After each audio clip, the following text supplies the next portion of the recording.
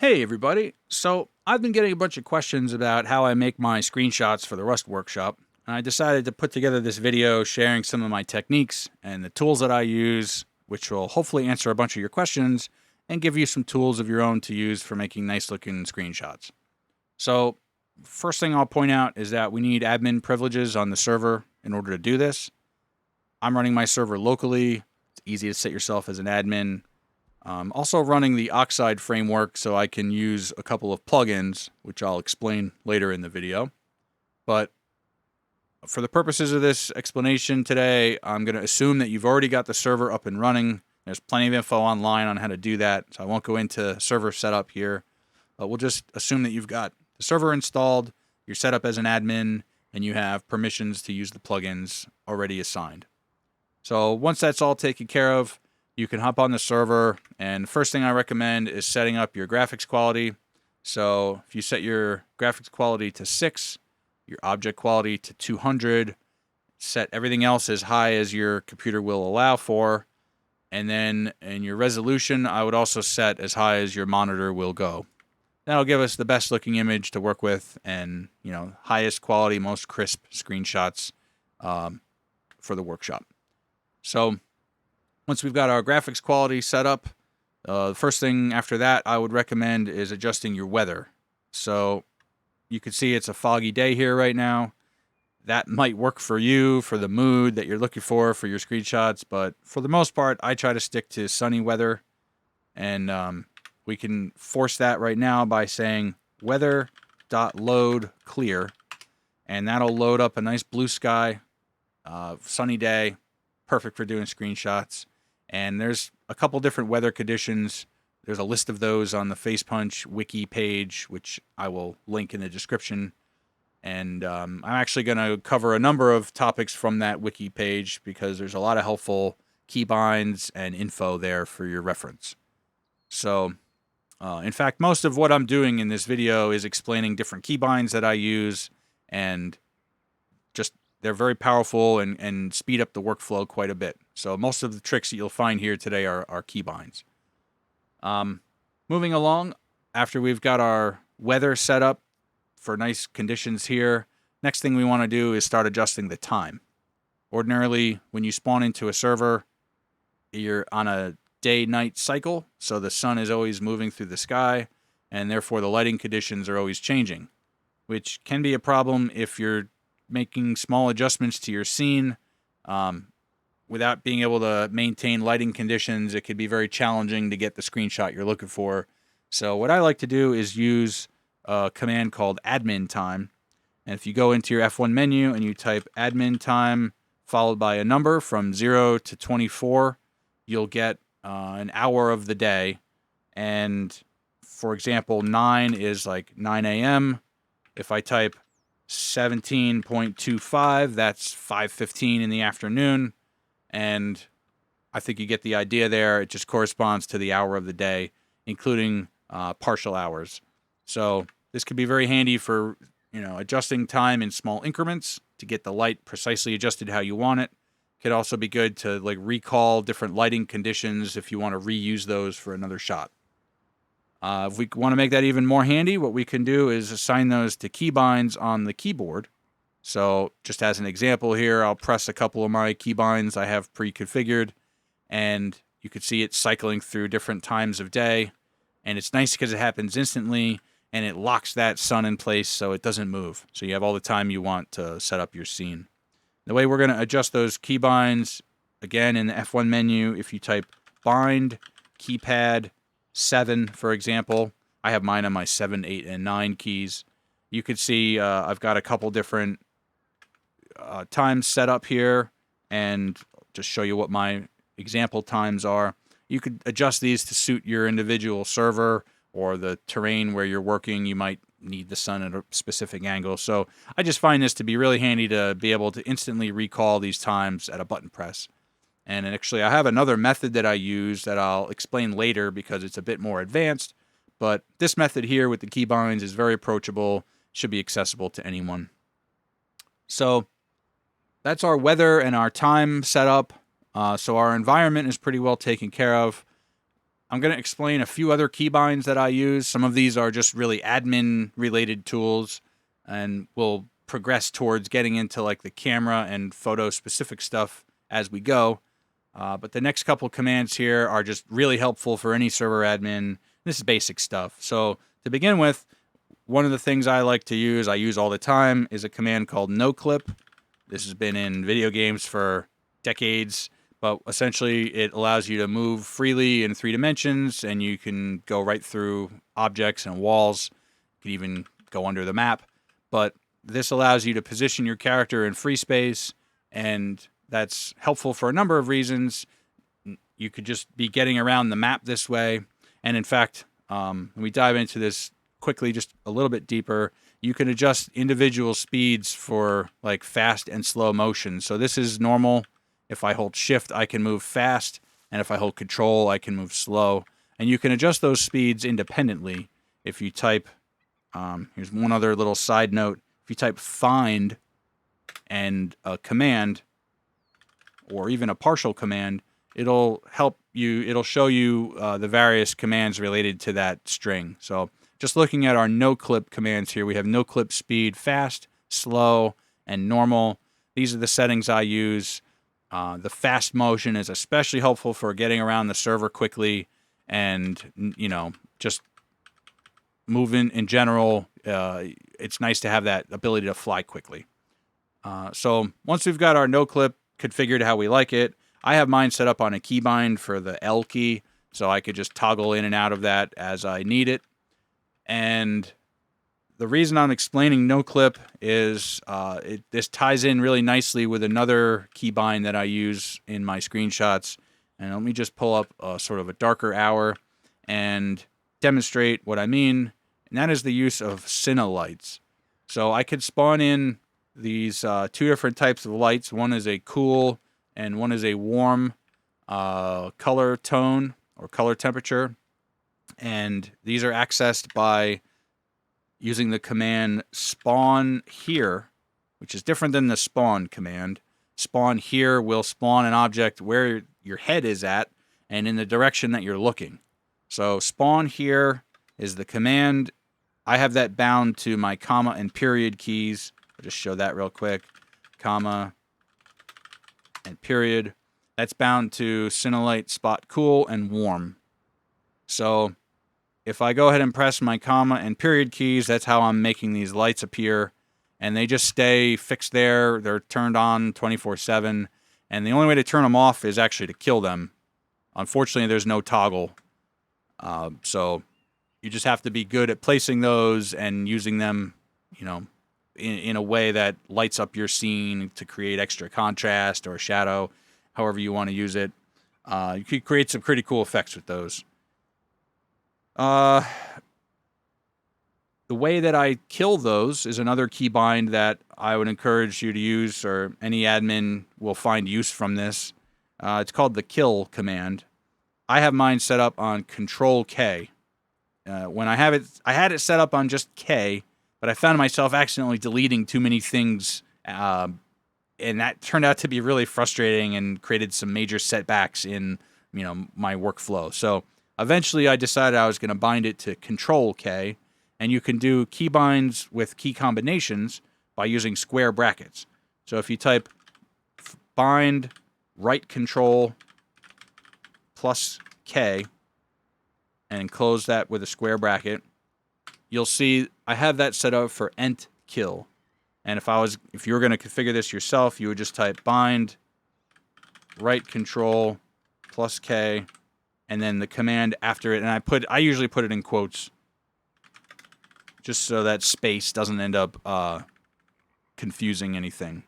So we've got bind right control plus K in square brackets, and then the command we want to bind in quotation marks. Enter, and now you could see, well, if I demonstrate that by placing a foundation here, when I hit Control K, it destroys that. And that works on structures you've built, it works on deployables you've placed, it works on trees and animals. So pretty handy keybind, and every admin should probably have that. I use it. An example of how I used it was to get rid of those lights that I spawned. So I use that all the time when I'm building sets or changing things around. And yeah, that's my kill bind. Very handy. So next up, I'm going to talk about the HUD command. At the bottom of my screen, you can see my hotbar, my health bar. If I go into the F1 menu and I type HUD 0, I can make that go away. HUD 1 will make it come back. And you can map this to keys on your keyboard. When you press them, it'll turn the HUD on and off. I have a nice keybind for this that's a toggle keybind or a cyclical keybind. Not sure the official name, but the way this works is I type bind backslash and then in quotes I'll put a tilde. That tells it that this is a cyclical command. And then I'll list out the different commands I want to cycle through separated by semicolons. So it'll be HUD 0 followed by a semicolon and then HUD 1 and I'll close that with a quote. And that's my keybind for turning my HUD on and off. Each time I press my backslash key, it toggles that state on and off. Super handy for doing screenshots of something like a tool or a weapon where you want to inspect that, get rid of the HUD, give yourself a nice clean looking image. Great for doing tools and weapons. So that's the HUD command. Next up, I'm going to talk about some camera binds that I use. So let's say I was doing screenshots of this, whatever this is. This is the thing I'm taking an image of. Ordinarily, if I'm just walking around with my feet, I can only position my head in so many places to get an image here. And what's a really nice feature built into Rust is the debug camera. I have this mapped to my O key, but it essentially decouples the camera from my body, so I can move this around in free space and get the angle that I want from any angle from far to near, and I can adjust the focal length by right-clicking and dragging my mouse up and down. I can actually rotate around the optical axis by holding Control, moving my mouse from side to side, and if I hit the R key, it'll reset all that to the default field of view that your player has. So I've got that mapped to my O key. Debug camera is the command. You could literally just type this in and it'll do the same thing, but it's really handy for having that mapped to a button so you could just switch in and out of that mode with a key press. And in combination with that, there's another very cool thing that I use. I have it mapped to my 0 key right above the O, and this will keep the debug camera locked in place, but it'll allow me to restore control over my player. So I can move my body around, do different things. I can even do emotes and stuff from here. And I use this to make, if I'm taking a screenshot of myself, I'll make very slight adjustments to my position or the angle that I'm facing. And it's helpful for making small adjustments. And I hit that again, it'll return to the debug camera and my player is now locked in place. So the way I have that set up is my 0 key. That looks like this, Debugcamera _unfreeze. Again, this is something you can just type in, but it's way more handy to have it set for a keybind. And that's, typing it in is the same thing as pressing the button. So mapping it to a key is the way to go for me. And I don't use this too often, but it's helpful for making small adjustments, so it's handy to have that set up. So next thing I'll talk about is saving debug camera positions. As you're going about setting up a set, you may find yourself wanting to adjust something, add or remove a light or a deployable or just adjust any old thing. Maybe spawn a tree or get rid of a tree or whatever. And you need to leave the debug camera, go back to your body, make some adjustments, and then you go back into the debug camera and you just can't seem to get that position exactly how you had it before. That could be really frustrating. So what I'll do is set up my camera where I want it, and then I can actually save that. So if I go into my F1 and I type debugcamera _ save, and then give that a name. I use digits, so I'll just use 1, camera 1. Debugcamera _ save 1. and I lock that in. And now if I move my camera, or if I get out and I move my body and I go back to the camera, if I want to recall that position, I can go Debugcamera _load 1, and that will instantly recall that camera position, put me back exactly where I was with the same focal length and the angle and the aiming of the camera. Everything is identical. So that's really handy for storing your camera position so you can get back to it and make small adjustments to your scene or whatever. And I make that extra handy by mapping those to keybinds on my number pad. So I use 4, 5, and 6. So if I just look at those keybinds, bind keypad 4, you can see that's Debugcamera load 4. I use 5 for my camera 5. I use 6 for my camera 6. And that relies on first saving the positions. So you could see my keypad 1, 2, and 3 are the commands to save those camera positions. So in my workflow, I'll go in and I'll get the camera set where I want it, and I'll hit my 1 key. And then I'll move the camera somewhere else and get that adjusted how I think it looks good, and I'll hit my 2 key. And then I'll set up some other shot how I think I want it to look, and then I'll hit my 3 key. And now maybe I need to go make an adjustment or whatever I'm doing. When I go back into my debug camera, I can hit 4, 5, and 6 and instantly recall those camera positions, which saves me a ton of time, and it allows you to do certain things like, you know, you don't have to worry about nudging your mouse and screwing up the camera position if you're trying to take a couple of pictures with different times. So let's say I wanted to cycle through some times of the day as I'm doing this. If I accidentally nudge my camera, it screws all that up, and it's nice to have nice consistent framing and camera positions. So I find it really handy to be able to just recall my camera positions at a snap, and that's how I do it. One last discussion about camera and camera setup. If you have a deployable, for example, and this can be more handy for doing like video, I guess, not so much screenshots, but let's say you have an object there. If we're in the debug camera and you hit H, and this is a keybind, this will sort of lock the camera to that object and allow you to pivot around it, and that could be really handy. And it works off of where you have the camera position when you enter that mode. So if I come way back here and I have that in my center of my screen and I hit H, it'll clip to it, and now from this camera distance I can pivot around just the box, and it's actually, I find, more helpful for videos, like I said, rather than screenshots, but you may be able to find a use for that. So I have that set up in my H keybind, and it looks like this. Notice the plus symbol in front of it. That's how this keybind works. But Debugcamera _target bind, it will grab a hold of whatever you're looking at and use the properties of that camera to lock in and cycle around that. Now, I could get in depth about talking about this. It works on players too. By default, it locks to your feet. So there's other commands that'll have it cycle through different bones of the body. I have that mapped to J. I don't use this one a ton, but it can definitely be handy. Bind J is Debugcamera _cycle bone.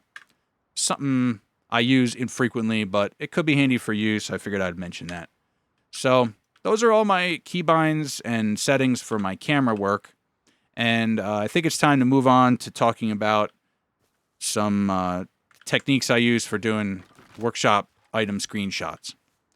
So we'll start by talking about the WSkin plugin. This is the workshop skin viewer plugin. The way this works is in the chat, not the F1 menu, with the plugin, assuming you have the plugin loaded, you type WSkin and then the short name of the object. There's a list online of item short names.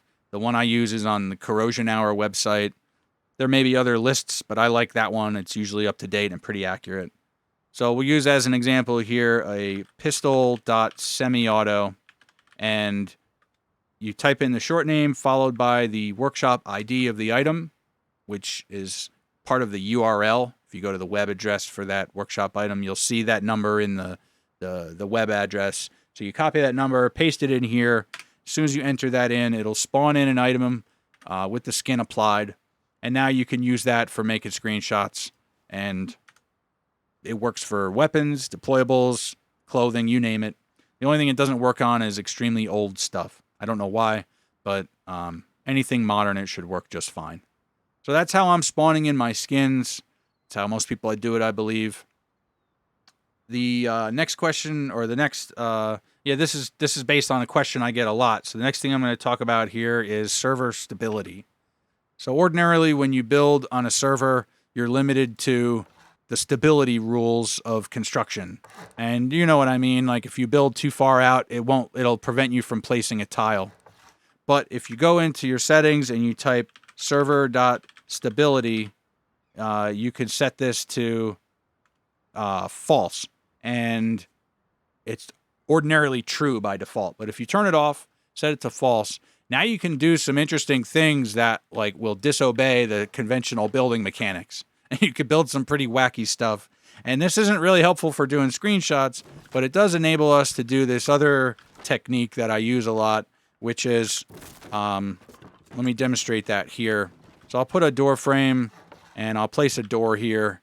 And with stability turned off, I can actually delete the supporting structure and the item will just remain floating in space. It even behaves just like it would if it was still connected. Ordinarily on a server, this would demolish the item, but with stability turned off, it'll let it float here in free space, which is pretty cool for, you know, getting that the look where the thing is just kind of chilling here and a non-cluttered background, nice and scenic looking. It's a nice technique, and I use that a lot in my pictures and stuff. So that's the server stability plugin, and so I'll just pick this door up so we could reuse it for the next bit. Next thing I'll talk about is the copy-paste plugin. This is a technique I use for deploying items in monuments. So let's say we build a little scene here, we throw our door on it, and I want to take this and put it in a monument. You can't build in monuments, so what I do is I build what I want, and I just position myself near it, looking at it, and in the chat I'll say copy and give it a name. Call it door demo. So I've copied that structure, and if I go somewhere else, let's pretend I'm in a monument, I'll go into my chat and I'll say paste door demo, and I can recall that structure and put it wherever I want to put it. And there's some other options. If you read the documentation, you'll see that you can change the height and the rotation. Just demonstrate that here. If I say paste door demo height 3, I can spawn that in and it's like not even touching the ground there. So you could do some interesting things with that, getting your objects into usually zones where you couldn't build. And if you want to tweak the position of it or whatnot, you can actually just go in and say undo and repaste it somewhere else. And this even has a few different levels. So you can undo multiple deployments and clean up your mess after you're done. So the copy-paste plugin is something I use a lot, and it's what enables me to reuse a scene multiple times or to deploy something in a build zone where you're normally building blocked. So very handy. A question I get a ton about how I do that.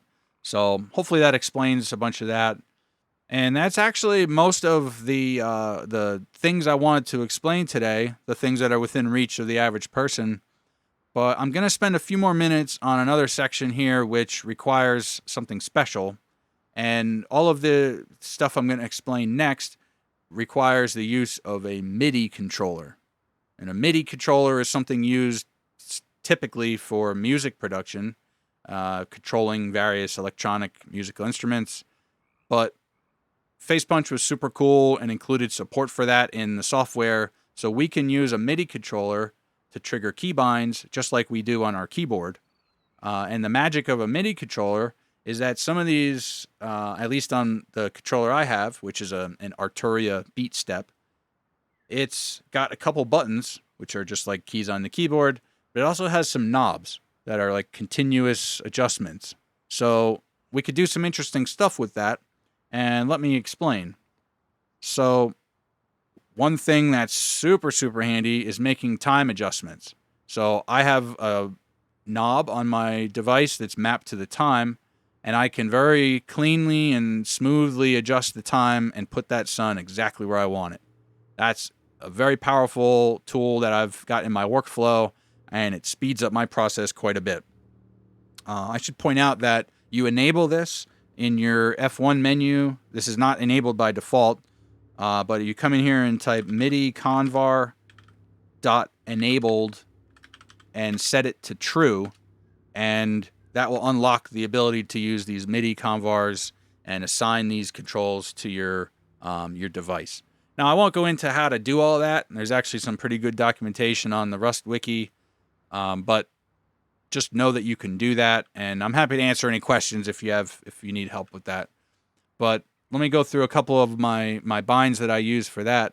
So in my debug camera, I've got a setting here that lets me adjust the speed of the camera. So as I dial this knob, you can see I can make it move very slow, and I can very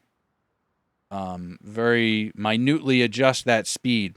And this is good for doing nice cinematic pan motions, or if you're doing a sort of a zoom in motion, a dolly zoom, you can really get that motion dialed to the speed that you need for your shot, and it can produce some nice and cinematic results. So that's a very cool bind to have. That's set up for Camspeed. Another one that I use a lot is depth of field. And I didn't really explain this along with my debug camera, but there's a property of the camera called depth of field, which sort of emulates a photographic look. And with any photo lens, you're going to get some range of distance where the focused object is perfectly in focus, and then it starts to lose focus as you get away from that focal plane. So if we enable depth of field, which is a convar in here, I'll actually just do find DOF. You can see there's a couple different parameters that are associated with depth of field, and you do have to make some adjustments here to tweak this for your setup and get the settings to look right. You're free to copy these settings of mine if you want. But basically, when you turn on depth of field, and I have this as a keybind, I have some knobs that will let me adjust the point of focus. And I do believe by default, autofocus is turned on. It'll just focus on whatever is in the center of your screen. I have mine set for manual focus, which allows me to use this knob to adjust that focal point. But I can get my camera position, and then I can adjust this knob to achieve perfect focus on the thing I'm looking at. And then I have a second knob that'll let me adjust the degree of blur. So I can make it like extremely blurry, very shallow depth of field. And I can also adjust that knob to give me a broader depth of field, which has the effect of giving like less blur to the background. So if you're into photography, these two controls sort of emulate your focus and aperture ring. And it's not precisely the same results in terms of like aperture, but it does control your depth of field just like it would on a camera. So I've got these two set up. I use all the time along with my depth of field toggle, and that's very handy. And then there's just a number of other things. Like I've got camera binds set here. So in my MIDI controller, I could set camera binds for a bunch of different positions and then recall those all at a button press. And it gets the keys off of my keyboard onto my MIDI controller, which frees up my keyboard for doing other stuff I might use for gaming. So if you have a MIDI controller, you can assign this to basically any parameter in the game. And beautiful thing is having that continuous control. And I'll just demonstrate a few other of my keybinds that I've got. Of course, I've got time. That's pretty handy. We've seen how that could be used. Another one I like to use is clouds. So I can actually adjust the intensity and the cloud coverage, and I can even adjust the position of the clouds in the sky with this knob here. Now, if I want to change up my aesthetic a little bit or get those clouds to be positioned exactly where I want them, I could get some nice sky rotation going on. And literally just about every environmental variable and, adjustment that you can make through convars can be mapped to MIDI controls, and I find that to be super, super powerful. So I'd agree that's not within the reach of the average person who doesn't have a MIDI controller. Mine was like $100 or so, and if you're into making music or making beats, you might find some other use for it besides just camera control in Rust. You could also, if you have a loop deck or a stream deck, some of the newer ones have analog controls on them that you can use. They can emulate a MIDI controller, so that might be another device you might consider picking up. But I think that pretty much covers all of my techniques that I use. And I know I didn't talk about the art of photography at all here. That's not something I can cram into a short video. But most important thing I described here, I think, are all the tools and the keybinds that I use. And so hopefully you get some utility out of these. Again, if you have any questions, feel free to reach out to me on Discord or on YouTube here. Be happy to answer those questions. And good luck with your workshop screenshots. And I'll see you around. Bye-bye.